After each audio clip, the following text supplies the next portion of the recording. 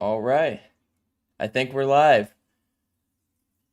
Welcome back to Checkmate with Blake, and today we're going to be doing our Guess the ELO series. It's actually going to be our first Guess the ELO video ever, so I hope you guys enjoy this video. If you're watching it after it's posted, if you're watching this on YouTube after we post it live, and you're curious as to what people say, you can always press the live chat replay. I'm not sure how it works on mobile, but if you're on a desktop or whatever, you can press live chat replay. It's near the comments section, and you can see what people say during the stream.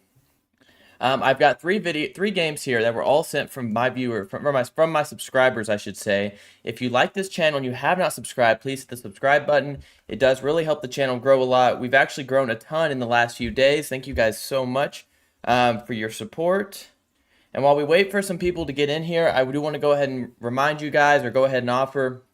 We have new channel memberships live on this channel. I'll go through some of those benefits here in a second just to kind of waste some time while we wait for some people to join. If you want to support the channel, it's an excellent way to do it. I know that at the very lowest tier, it's you'll get members only polls, priority response to comments, things like that. The second tier will be the option to play me live if we're in these live streams and you want to play some actual games against me. And the final tier is going to be like a chess coaching kind of live streams that are members only. So that last tier, I think you won't find a better rate if you're looking at chess coaching. I don't think you'll find a better deal for that. And what that'll be, we'll be doing live streams where it's just members only, and you can join in, and we'll go over specific things for you guys. We'll have some lessons and things that we can do to improve your chess. This first game that we're going to go ahead and go over, which we'll go ahead and get into it, is by a subscriber by the name of Audio Galagos. And so I will go ahead and say I do know the ELOs of these games because I've asked people when they sent me these games to let me know of their ELO as well, so I can include that too. Or just if you want to send me these games and be a part of it, just send me a link maybe to the chess game itself, and so then I can see the ELO after the game. But this one I do know the ELO. I won't say it until the end of the game, but we'll go through it. So the game starts out here. Audio chooses to play the English opening, which is defined by the move c4, which is, I really do enjoy these kind of concepts where you're attacking the center with a pawn indirectly rather than putting the E or the D pawn, which is more typical. You're using this flank pawn to try and control the center. The opponent then plays this move knight c6, and we go into g3. Now we're officially into an opening where we're going to attempt to fianchetto this bishop, which is pretty typical in the English anyways. d6 is played, and the move bishop g2 is played. Go ahead and fianchetto the bishop. Okay, bishop f5 attempts to try and contest the center. However, Audio plays the move d3. Now, I want to point out here at this point in the video, maybe a suggestion. Of course, we're going to do a game review after these games, so we'll go through them.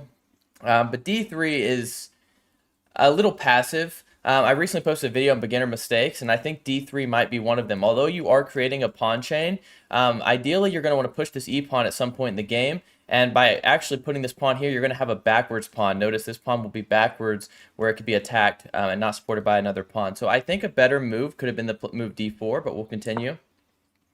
Rook b8 is somewhat of a strange move, although I understand maybe they're trying to do a counterattack on the queen side. It's not necessarily the move they should be playing in this position, and our subscriber plays the move knight c3, just developing a piece. I don't think there's anything wrong with it. Knight d4 comes in, and here our subscriber plays knight f3, trying to contest the center. Here is an example where maybe a move such as e3 would be better to go ahead and attack this knight, to tempo the knight away, and then consider maybe a move like knight f3 at this position. However, our subscriber is playing principled moves and just develops a piece in which that piece is traded down and the bishop recaptures. After queen d7, which is an inaccuracy I want to point out, our subscriber just plays bishop g2. Again, I don't think your bishop is under threat, so there's no rush to play bishop g2. Instead, a better move would have been maybe to contest the center or simply to just castle is what I would have considered in this position. Although bishop g2, there's nothing wrong with it. Knight f6 comes in, and h3, just trying to stop the knight, contest the knight. Interestingly enough, h3 is actually the best move in this position to stop this knight and potentially allow the move g4 later down the line. e5 is played, contesting the center, and our subscriber finally plays the move e4, which is the best move in the position. Again, the drawback of d3 is now this pawn is a backwards pawn, and it could be attacked later on in this game. However, what you're doing right now, of course, you're tempoing the bishop, and so, of course, this pawn is not weak just yet. Bishop g6 comes in, and bishop g5. Bishop g5, there's nothing inherently wrong with it. The engine says it's an inaccuracy. I think it's a fine move to play. You're developing your bishop, and you are attacking this knight. Of course, if they were to play the move h6, you could drop your bishop back, but even in this position, if you trade, they'll double their pawns. I don't think it's a bad move. I don't think bishop g5 is really all that bad. Bishop h5 comes in, and now our subscriber decides to play the move g4, which actually is the best move in the position. Interestingly enough, the opponent decides to sacrifice the bishop. Bishop takes g4. They're giving away a full piece. After we take back, they take with the queen. But this is not the right idea. This is not the right train of thought for black. Because after they play this move, we will trade down. And now once we've traded down here, notice we're actually just up a pawn in this position. Bishop f3 comes in. I think that's a great move. Go ahead and get that knight out of their territory. And notice the key importance is that this knight actually has no moves. Like if the knight comes to one of these two squares, you could take it and double their pawns. Likewise, the knight can't come forward anywhere. So this knight is actually somewhat misplaced. Now after knight h6, our subscriber plays an excellent move that I think is a great idea and a great understanding. They display the understanding of the concept of chess, that when you have the opportunity to, when someone puts a knight on the rim and you have the opportunity, even though you're trading a bishop for the knight, what you're doing is actually doubling their pawns, and your rook is already looking at that pawn. So I think that's a great move, and you're displaying an understanding of chess principles. Now they play bishop g4, putting the bishop on a better square, and just go ahead and solidify the bishop after the rook attacks it. Although, again, the engine does point out you could have considered the move bishop f5 to go ahead and attack this pawn immediately while you have a threat here. Although I understand why you wouldn't want to play this. Maybe you're worried about something like rook g7, rook g2, looking at this pawn, kind of preventing you from castling. Although it's not really a threat, because you are threatening to pick up these pawns, and there's no real concern. Of course, you don't want to be hasty and try and take this pawn yet. Obviously, the bishop covers, but also notice that this rook will come here and potentially win your other rook. So we'll go back to the actual game. So in this position, yeah, you played f3, and then they contest the center, which is not a good move because you can take that pawn. It's a free pawn. So you take it, and they play the move bishop b4. And here you decide to finally pick up and take the free piece. I think the mic might be a little too loud. Let me know in the comments what you guys think. All right, anyway, sorry, back to the stream. Now they play the move rook g7, blocking you from taking the pawn, and you castle. They take, and they play rook c8, which is a free rook, which is great that you picked that up, that you notice that's a free rook. Now after the move king d8, you take another free pawn, and now they go rook g2. They're just trying to create some counterattacks, but of course there's not really any threats. And you play the move d4. I think is a great move. Just go ahead and contest the center. You have a great control of the center here, so there's no real concerns. And they take a pawn. Although, even though they took that pawn, I think it's a great play because you have great control of the center, and you're up so many pieces that this pawn is not really this pawn is not the end of the world, because even if you had to sacrifice a piece for this pawn, which you don't, you're going to completely win this game. e5, the check, and they give another check. Notice it's very important that they did not take this because, of course, now they have no attacks left. So instead, they continue to try giving checks, and what you've done here is push the pawns up the center of the board, and you have a great attacking game so far. They take, you take back, and notice here, though, I want to ask you, if you're in the chat, or if you're viewing this after the stream, if you're not able to make this stream, if you're this specific game, if you're audio on this game, I want to know, did you intentionally sacrifice the bishop for this attack? It's actually the best move, or one of the best moves at least, to sacrifice the bishop for this attack. But I'm curious, did you find this move, or was this a blunder? Because that's something I want to know if you're seeing this chat, if you're seeing this in the game. They take the free bishop, and then you play rook takes h7, and they play the move c6, which actually entirely hangs a rook. Although it's somewhat of a decent try by black, because they're hoping maybe you won't notice it, and then they'll pick up a rook and have a fighting chance in this game. Of course, you noticed it though, and you decide to take the free rook. They go king c8, you take another piece, and here you do an excellent play where you just bring the rook out of the danger. And of course, now you can just play rook g1 and actually have a checkmate attack, which is exactly what happens in the game. And in this position, you checkmate the king and you win the game. So if you, I don't know when you guys joined this stream, But let me know, what ELO do you think this player is? What ELO do you think this player is in this game? Of course, we can go ahead and do a quick review of it. I'll actually give you guys a game review, which will give you a little bit more insight. Our subscriber played a great game, 91.1. The game, I don't know if you guys can see it, might be cutting it off, but it says that he played like a 2450. It's a great strength. But we're just gonna go ahead and quickly go through it and decide, what do we think that this player's ELO actually is? Because of course, in this position, D3 is a really strange move to me. D3 is kind of a weakening move in the opening, whereas instead maybe D4 would make more sense. Although, of course, it's a very small difference, and I understand your ideas behind it. It's just a little passive, and 2450s don't usually play this line, where they would play a passive move like D3. And then here as well, maybe E3 would have made more sense, again, just to try and kick the knight away rather than trade it. Dropping the bishop back was also somewhat strange. H3 was a very good find. I don't know if I would have played H3 in my game. If it's for me, I don't know if I'd have played H3, and that's actually the best move, so I want to point that out. All right, and here again, now we see the weakness of this backwards pawn, and the opponent sacrifices a piece, which is very strange. I was not anticipating that they would sacrifice this piece. They did win 2 pawns, but it was not a good attack because ultimately they have doubled pawns that you're going to win as well. All right, and from here on, I think you played excellent. You picked up the free rook, and at this point, this nice sacrifice of the bishop was really cool. I think I really like this move. And here we are, and we win the game. So I'm going to go ahead and say, because I don't think we have a ton of viewers in here yet, so I'm going to go ahead and point out this viewer's ELO is actually, let me turn the mic down a little more. The viewer's ELO is actually, let me see, 1070. This was a 1070 game that our viewer played like a 2450. So this is an excellent, excellent game by our viewer. It's a great display of understanding the fundamentals of chess, and I think it's a very, very solid game. I do want to go ahead and say before we get into the next one, let me know if you guys would like to be in this series. Just send me a video or send me a game. You can leave it in a comment under one of my videos, or you can send me an email and I can do it that way. Audio is actually in the chat. Thank you, Audio, for joining the chat. I just finished your game. I don't know when you joined it, but I just finished this one. On to the next one. This game is very interesting. The subscriber decides to play the move E3, which is already not contesting the center. However, the subscriber has a plan behind this, as I've briefly looked into when he sent me this game. So after knight F6, he plays King E2, and we have a bong cloud opening. This is the bong cloud where you move the king into the center of the board. You actually give up your castling rights, and the idea behind it is that you're going to create somewhat of a shell over here on F2 and just try and protect your king this way, potentially just playing for the center and protecting your king. It's kind of like manually castling, but you don't castle. Obviously, you give up your advantage. Actually, it's interestingly enough, that black is only winning by 0.98 after you play the move King E2, which is very, very interesting.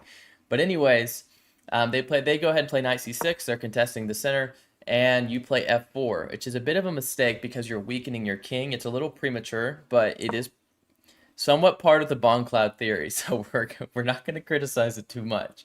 D5 comes in and D4, and similar to the last game, we actually have a backwards pawn here. However, here it's maybe a little better because the bishop covers it and the king covers, and potentially you're going to get your queen up and cover it as well if there's any threats on it. So it's not as weakening, but it's pretty weak. Bishop G4 and knight F3, which is the only move you can play because, of course, if you move your king, then you're going to lose your queen to the skewer. Here, bishop F3, they take, and you have your king somewhat safe, although it's hard to say that the bong cloud is a safe opening, so I'm not going to just go down that route and say that it's an opening I recommend. Queen D6 and H3. I'm a little confused about the move H3, simply because you're stopping the knight, but the knight, I don't know that the knight was going to come here. Maybe you were concerned about this move. Maybe this was the concern, that if you play a random move, maybe you're concerned about Queen G4. So I guess in that sense, it makes a lot of sense.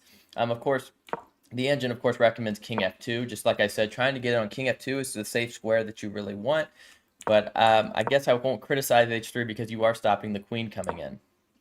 E6 and G4. And now you're doing a kingside attack with your king on that side of the board, attacking up the board. Now here, from this point on, our subscriber actually plays a very, very fun attacking game. And he plays great attacking chess from this point on.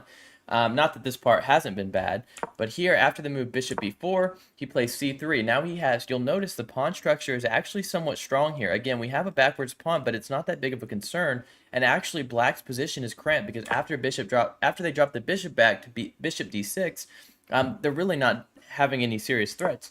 And now you play bishop d3. It's an excellent move. Go ahead and develop your bishop, and they castle. And here you take the initiative, and you go ahead and storm the pawns up the board to try and attack the king. Now they go back, knight e8, and you push the forward again with h4. You're doing a very, very strong attack. They go bishop e7, and you push again. You say that you don't care, that you're going to attack their king regardless of the moves they're making. They go knight d6, and you play queen g1. It says it's an inaccuracy. It's hard to really understand why. Obviously, you should be focusing on developing your knight, but I see what you're doing is you're trying to attack this king. Maybe you're threatening to push these pawns again, and now that your queen is on g1, you have some very scary tactics coming. They play f6, and you sacrifice your bishop. Now, the engine, of course, is like, this is a horrible move. Why would we sacrifice our bishop here? And, of course, the engine can defend this, and that's why they're justifying it. For example, after they take, and you do play the move g6, which is best, they go back, and now you play the move h6. Of course, the engine says that this is a draw, that the engine says that they can defend this. However, I want to point out, you're really throwing all your pieces at them, right? So you have these two pawns that are very scary up the board. You also have a queen protecting it, also in line with the king, and a rook threatening over here. So although the engine is really, hating on this attack, I think the attack is actually pretty strong. They take the pawn, which now you'll notice the engine bar flying up because they should not have taken that pawn, and you actually take back with the knight, or with the rook, which is of course the best move in the position. They play knight f5, and it is a huge blunder. Now, if you're in the chat, I'm going to go ahead and pause this, and I want to ask you all, what is the move you should play? Of course, without looking at the engine bar, but there's a forced mate. This is a tactic. This is like kind of like Puzzle Rush, I guess. There's a forced mate in this line, and I want to go ahead and point out why there's a forced mate. Because this pawn is the key. That's the hint. The pawn is the key. So after you'll have a sacrifice here, and this pawn will actually lead to checkmate. This is a somewhat common pattern that you should know. What you would do is you sacrifice the rook, and after they take back, you'll actually play this queen check. Now notice their only move is to come here, in which you will play the move queen h7, checkmate. Of course, the engine shows they can hold on longer with moves like queen h4, but this is just delaying the inevitable because you do have this checkmate here. So I wanted to point that tactic out, and we'll go ahead and continue. Rook h7, of course, is a miss because you had the forced mate, and they gave it up again. They actually had another miss, in which you will respond with queen h2. Now you're threatening some other different checkmates, and they decide to try and delay the inevitable. Of course, that was not the best way to defend. They throw in this check by taking this pawn, you take back, and they throw in another check. Of course, they're really just delaying the inevitable, especially in this position. And here's where our subscriber really shows great checkmating technique, where he decides to give a check, give another check, forcing the king over here. And the subscriber was quick to notice that we need to cut the king off.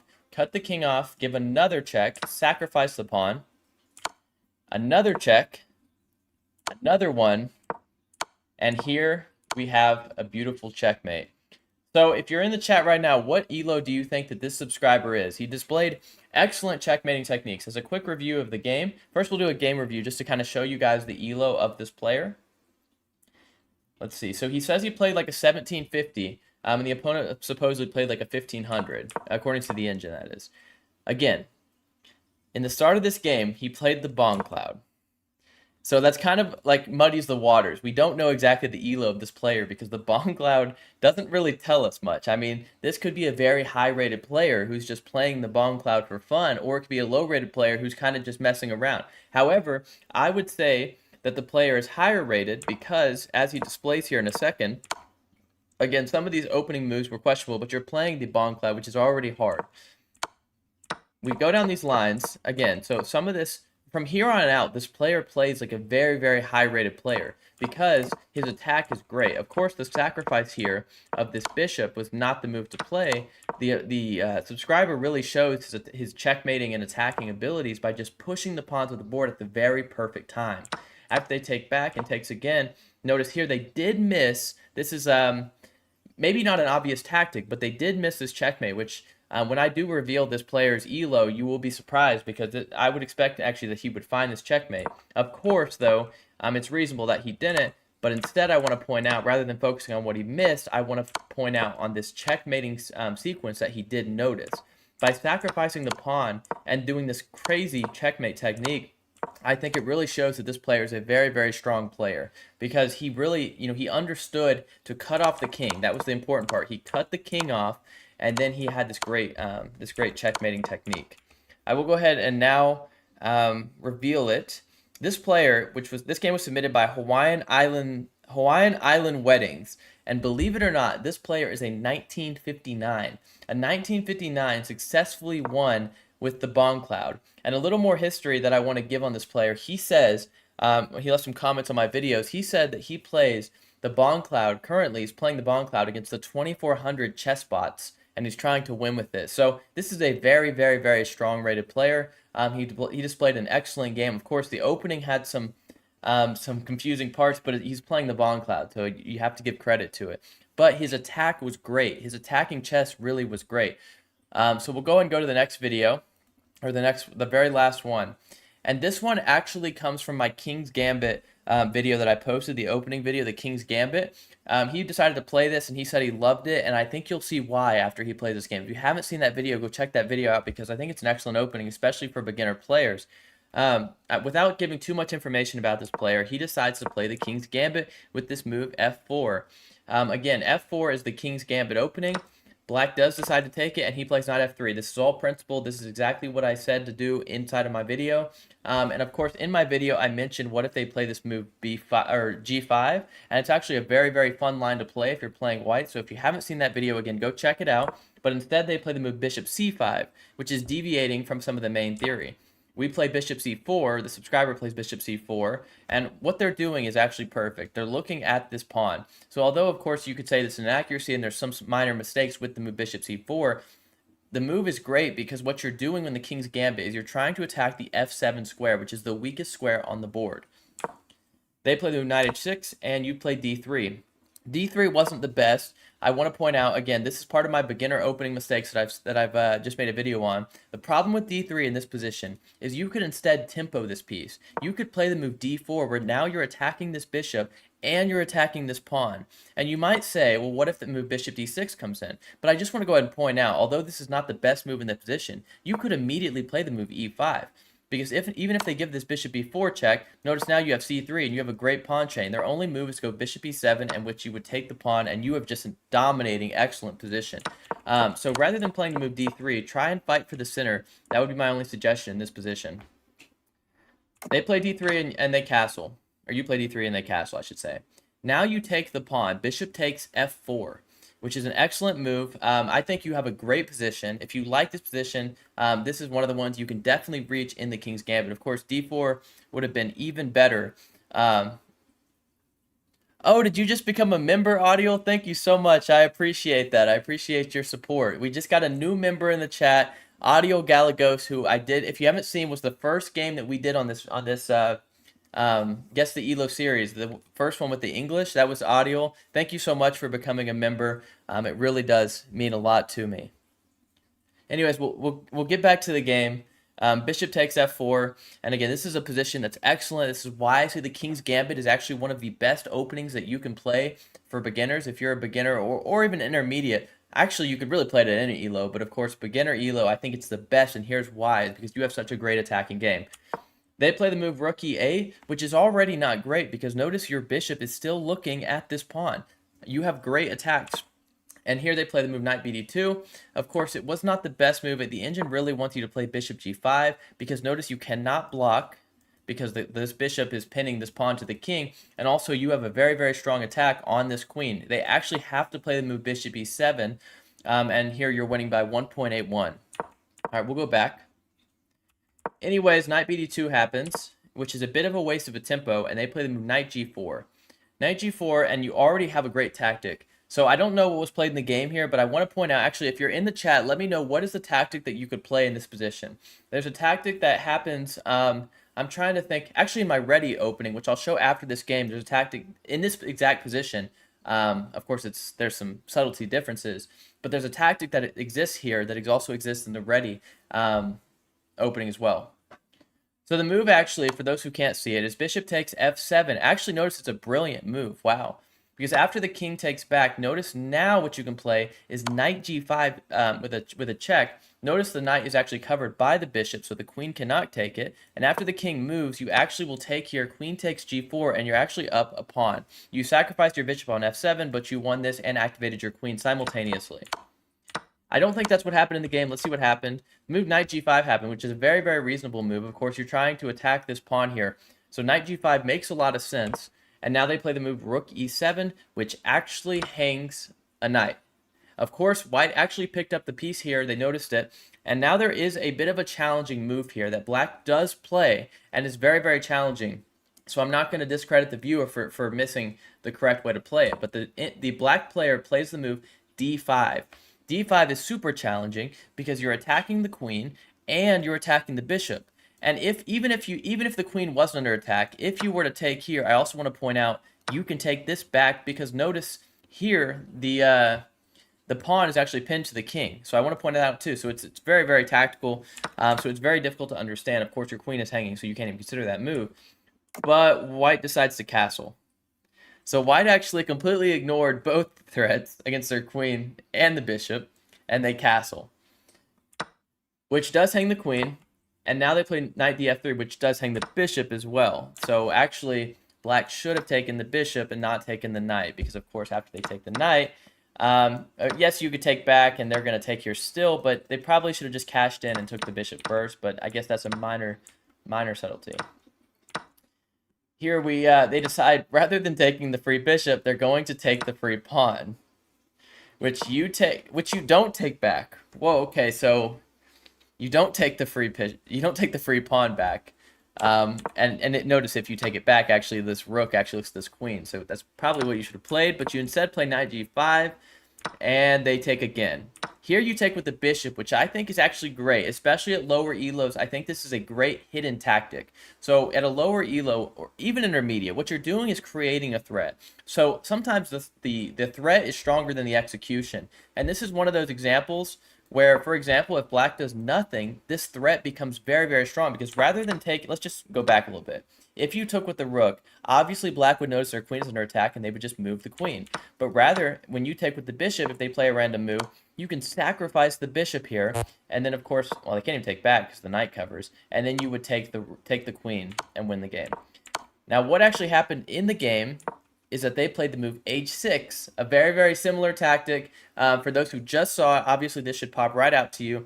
The move is actually bishop takes h7, and then after they move the king, you have a check. It's actually a forced mate. They have to block with the rook, and then they have to block with the bishop, and you have a checkmate. So for those in the chat, let me know what elo do you think this chess player is at? And we'll go ahead and do the same as we did for the other three. We'll do a quick game review.